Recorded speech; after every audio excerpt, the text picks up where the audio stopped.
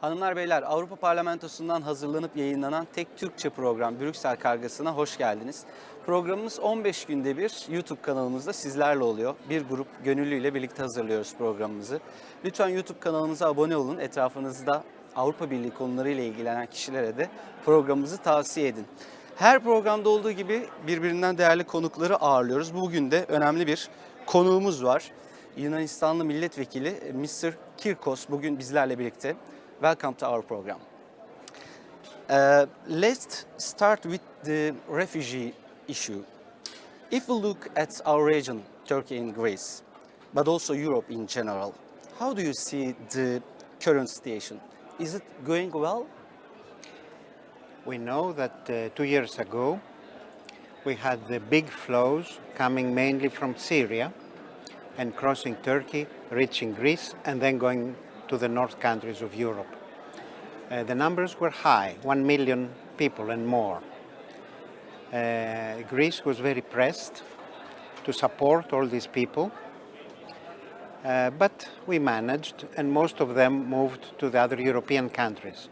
But this also had deaths into the sea, because people drowned when they were carried by traffickers, by smugglers. Also the condition for them being accepted in the islands and then in the mainland and then moving along the Balkan way, the conditions were very difficult. So we didn't want that to happen again. So in March last year, it was created the agreement between the European Union and Turkey that managed to support Syrians living in Turkey, giving almost 3 billion euros to mainly NGOs that support the refugees for health, education, better conditions of life. Also, this agreement stopped the flow almost from 2, 3, 4,000 a day, now are under 70 per day. And the condition in the islands has improved, although still there are delays in the process of the asylum requests, because it takes time according to the law. So they get added each and every month. But generally, from Turkish side, it's working 100%, because every Syrian we give back to Turkey. Another Syrian is resettled from Turkey to countries in Europe. Mm-hmm. And the pressure on the Greek side is much, much less. We see that unfortunately, we don't have another Turkey in Libya. We don't have a state that we can work together.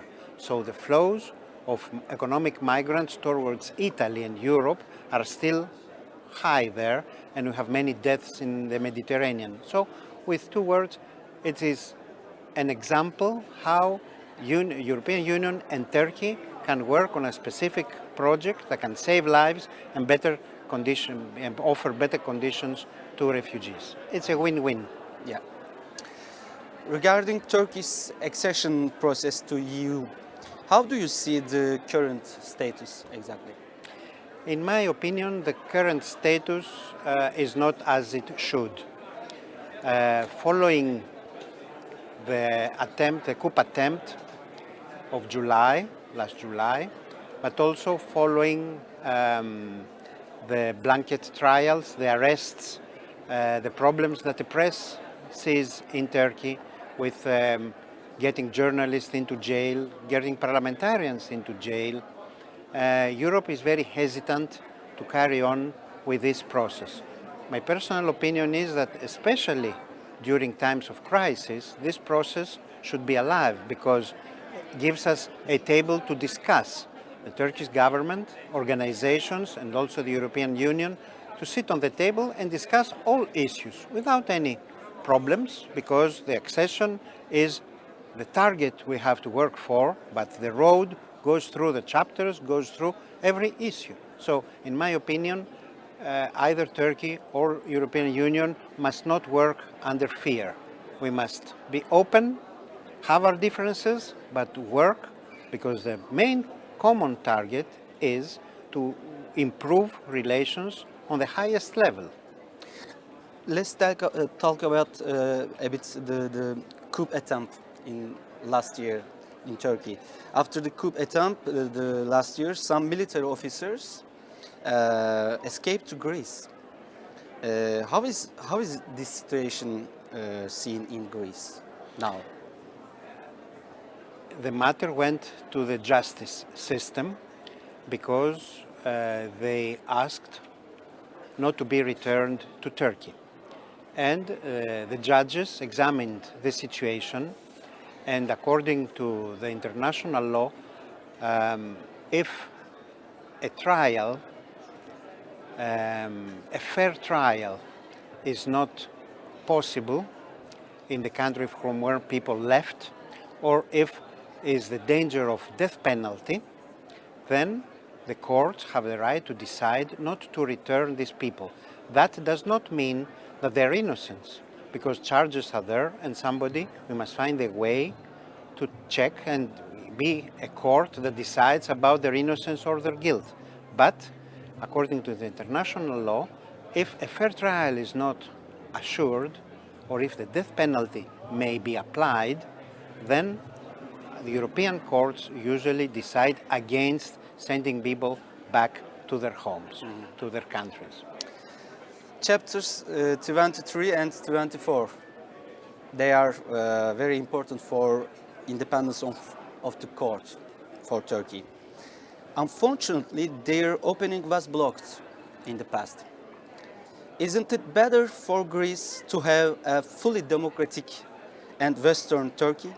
Why is Greece not the best supporter for Turkey's EU membership? In fact, created obstacles for many years. The decision of the Republic of Cyprus to block some chapters was imposed because Turkey did not include the Republic of Cyprus in any agreement with the European Union. For example, Turkish boats cannot go to, Cypriot boats cannot go to Turkish ports. So for me, Turkey cannot take Europe by piece. European Union is one part, one puzzle, let's say, one piece is Cyprus. So every agreement that Union does with Turkey contains Cyprus. But this is the basic idea. In my opinion, it was very wrong not to open the chapters, to block the chapters, because it didn't pursue the real target we had, so that Cyprus is accepted as part of the Union from the Turkish side, but also blocked our chance to work with Turkey on very important matters, one of which is justice. So, in my opinion, blocking chapters is the worst way if you want to work with Turkey to see where Turkey deviates from the international law or from the European acquis. So, my personal opinion is that all chapters should be open, not only justice, but also public procurement, the way state does business with businessmen. I mean, everything must be open so we can work on these issues, and if there is a difference, we must find a way to converge. This was the idea of the accession process. Yeah. There are good friendship messages between Greece and Turkey. We are very happy about it, I believe. But we still have concerns like the islands. How do you see today's condition about the islands? The good relations that we have are not just from the prime ministers, basically are from the people. People from both sides of the Aegean. We do business, we share tourism, we have no visa. Turkish people can come to, and we gave a battle in Europe to support this visa, because Europe was thinking to eliminate that. We also have working conditions very well between Istanbul and Thessalonica. So I think the reality shows that these two countries can not only coexist, but work together and produce wealth for both people. Now, if there are any problems that exist in the Aegean, like the difference we have about who controls what around the island, 6 miles, 10 miles, 12 miles, which is how it's, because we have an opinion and we think that this is the international law, but okay, any country is entitled to another opinion. There are ways that these problems are solved by going to the High Court in Hague, we can solve any difficulties that are interpretations of international law.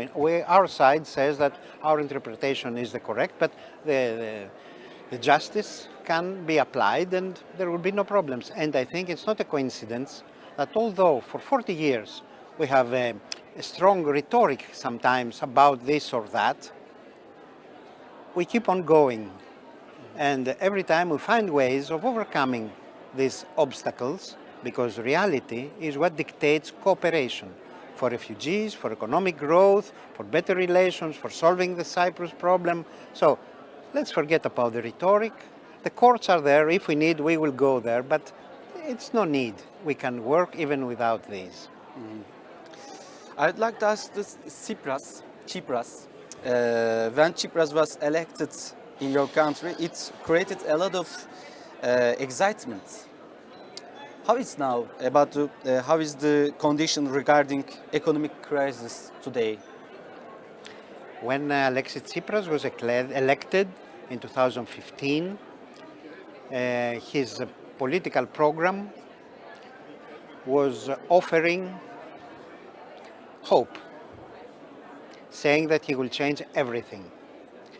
But it is easy to promise, it's very difficult to deliver in real life if you just think that promising makes it real. The government had discovered very fast, after 6 months, that reality was different than what they hoped, or they knew, or they understood. And they were shocked.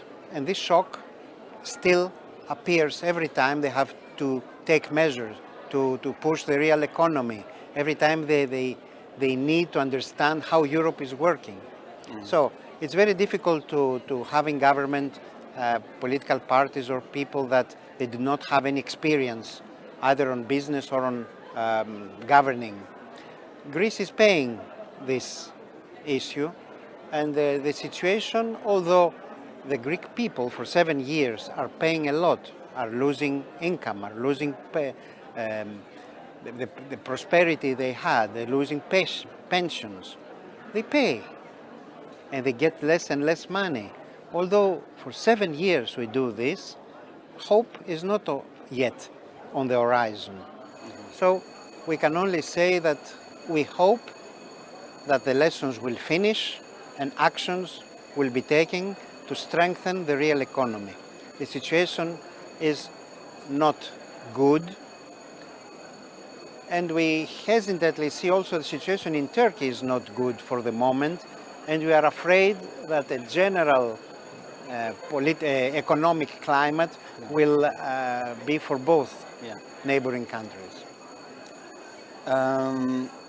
Finally, regarding Cyprus, the never-ending story. Are we close to the solution, for your opinion? It seemed that we were.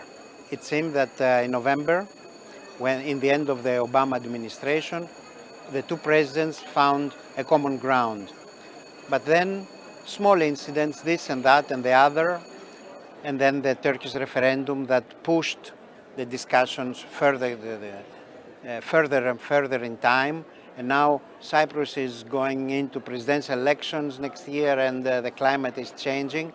I'm afraid that we lost some time, and we have to still work on the solution because it is there. There cannot be a solution for both communities aside the unified island that can work on tourism, on minerals, on everything together. Also having the best relations with Greece and Turkey, member of the European Union as a whole. This is the only solution that can be there. So we must try to find a viable way towards that solution. Maybe not, we lost one chance, but not the full game. The solution is on the table, and I'm sure that we will reach it. Thanks for coming for my program. How can I say thank you in Greek? Ευχαριστώ. Efharisto. Thank you very much for being here in the European Parliament. Hanımlar beyler, bugünkü Brüksel Kargası'nın da sonuna geldik. Bizi seyrettiğiniz için çok teşekkür ederiz. 15 günde bir YouTube kanalında sizlerle birlikte oluyoruz. Programa katkı sunan tüm isimsiz kahramanlara da teşekkür ediyorum. Bugünlük bizden bu kadar. Bir sonraki programda tekrar görüşmek dileğiyle. Hoşça kalın.